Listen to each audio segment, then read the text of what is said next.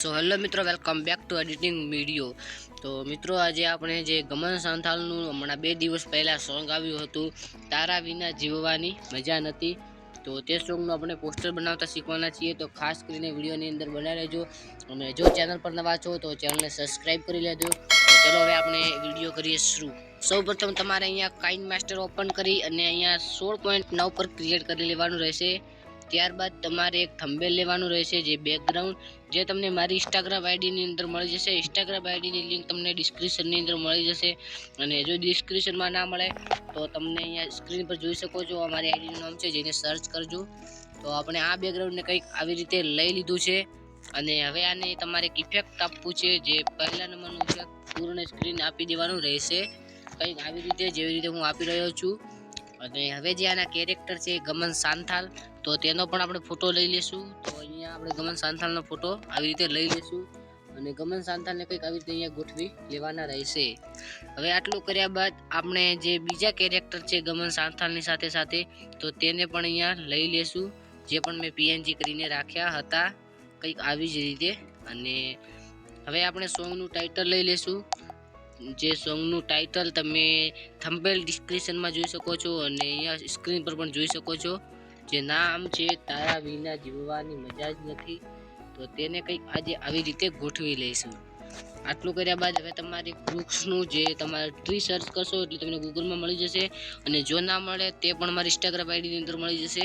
તો તે બેકગ્રાઉન્ડ અહીંયા તમારે લઈ લેવાનું રહેશે, અને ક્રોપિંગ થોડી કંઈક આવી રીતે કરવાનું છે, જેવી રીતે આનું થડ આવે તેવી રીતે, અને આને કંઈક આવી રીતે થડને પણ આપણે કરી લઈશું। અને અહીંયા આપણે આને પાછળનું બેકગ્રાઉન્ડ થોડું રિમૂવ કરી લે, તે માટે અહીંયા આવી રીતે કંઈક ઓપ્શન કરી દેશું, જેવી રીતે અહીંયા તમે જોઈ શકો છો તેવી જ રીતે। અને આને પણ તમારે થોડું આવી રીતે મોટું કરી લેવાનું રહેશે, જે ગમન સાંથાલ છે તેના પર ગોઠવી લેવાનું રહેશે, અને એને 3 ડોટ પર ક્લિક કરીને સેન્ડ ટુ બેક કરી લેવાનું રહેશે, જે હું અહીંયા કરી રહ્યો છું, તમે જોઈ શકો છો એવી જ રીતે। અને તમે નાનું મોટું કરવું છે તો કરી શકો છો। હવે આપણે અહીંયાથી કોઈ પણ 4K વગેરે લઈ લઈશું, તો તે પણ અહીંયાથી આપણને મળી જશે, તો અહીંયાથી આપણે તે લઈ લઈશું। તો અહીંયા તમે જોઈ શકો છો આપણને 4K મળી ગયું છે, જે આજે આનો ઉપયોગ કરીશું, અને તેને પણ અહીંયા આવી રીતે ગોઠવી લઈશું જ્યાં તમે ચાહો છો ત્યાં સુધી। અને હવે આપણે અહીંયા લખશું, જે આપણી યુટ્યુબ ચેનલનો લોગો પહેલાં લઈ લઈએ, અને આને પણ રિમૂવ કરવા માટે અહીંયા તમારે ક્રોમા કીનો ઉપયોગ કરીને વ્હાઇટ કલર કરશો એટલે આ હટી જશે, આવી રીતે। યુટ્યુબને તમારે જ્યાં ગોઠવવું છે ત્યાં ગોઠવી લેવાનું રહેશે, અને તમારી જે ચેનલ છે તેનું નામ અહીંયા તમે લખી શકો છો। તો આપણે લખી લઈએ આપણી ચેનલનું નામ અહીંયા પહેલાં તો લખી, અને અહીંયા તમારે જે ક્વોલિટીનો ઓપ્શન છે તેને ઓન કરી લેવાનું રહેશે, અને આને કંઈક આવી રીતે કરી દેવાનું છે। એને પણ તમારે જો ગોઠવવું અહીંયા તો તમે અહીંયા ગોઠવી શકો છો કંઈક આવી જ રીતે।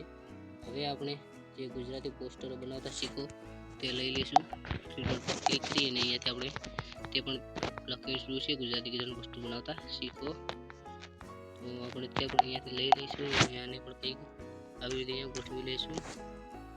તો મિત્રો, આપણું પોસ્ટર બનીને તૈયાર થઈ ગયું છે, અને જો પોસ્ટર કેવું લાગ્યું તે જરૂરથી બતાવજો, અને હજુ સુધી ચેનલ સબસ્ક્રાઈબ નથી કરી ચેનલ સબસ્ક્રાઈબ કરી લેજો। મળશું જલ્દીથી નવા વિડીયોની અંદર।